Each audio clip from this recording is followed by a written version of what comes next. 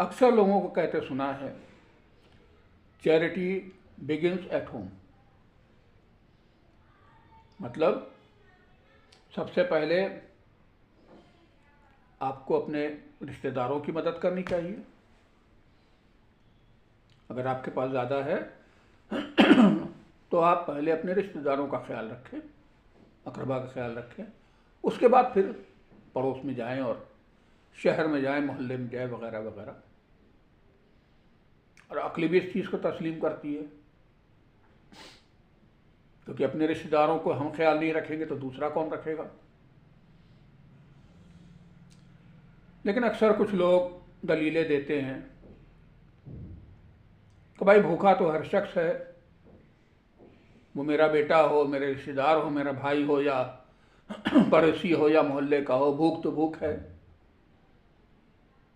यकीनन बात दुरुस्त है, भूख तो भूख होती है, ज़रूरत तो ज़रूरत होती है, और जिसकी ज़रूरत हो उसको मदद करिए। तो इसमें मसला यह है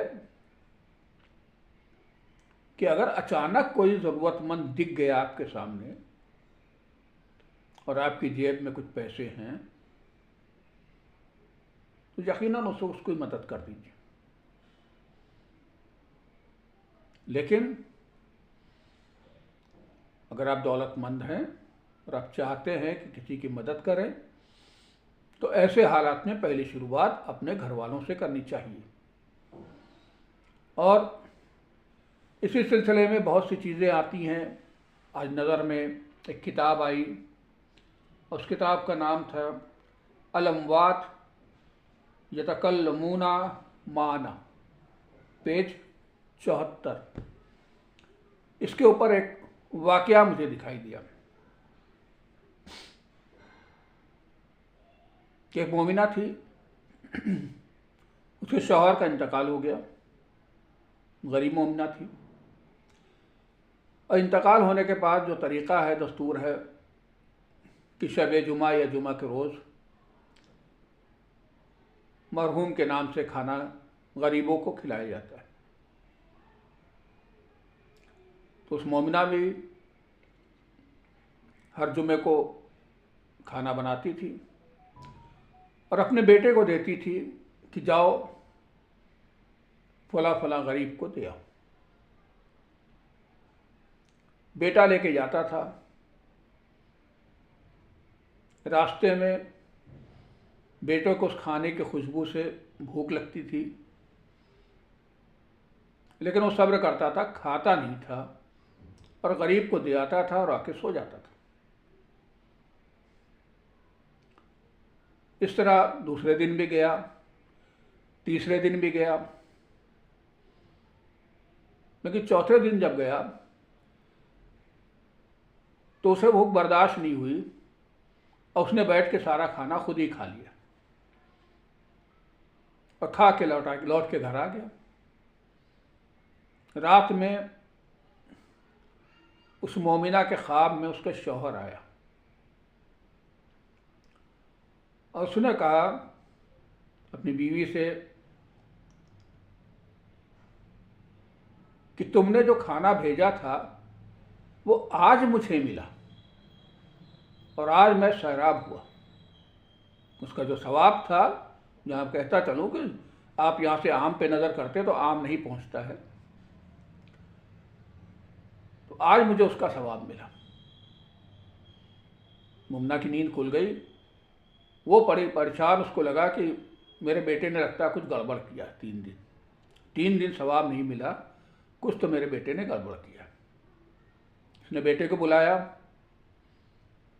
और बेटे से पूछा, सच सच बता तुमने 3 दिन क्या किया। उसने कहा अम्मा, तीनों दिन मैंने जैसे आपने कहा था मैं लेके गया और मैंने जिस गरीब को कहा था उसको खिलाया और चला आया। रोज़ मुझे भूख लगती थी लेकिन मैं खाता नहीं था।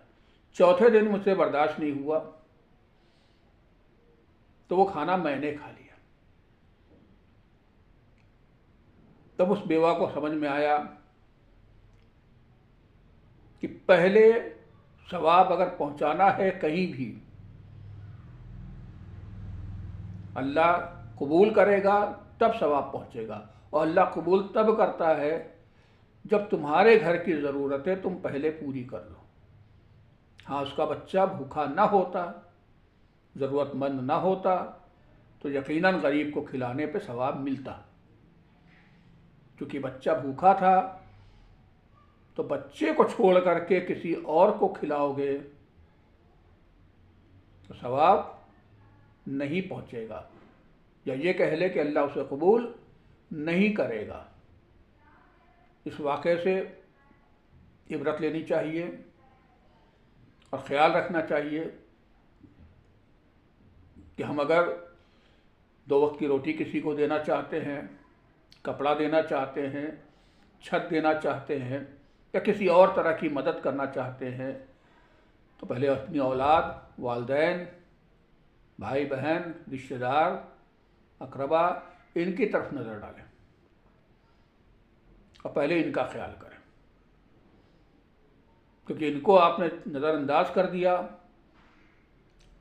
ये महरूम रह गए और आपने कहीं और खिला दिया, तो खा तो लिया भूखे ने, ज़रूरतमंद की ज़रूरत तो पूरी हो गई, लेकिन अल्लाह उसे कबूल नहीं करेगा। क्योंकि अगर आपके रिश्तेदार को पता चलेगा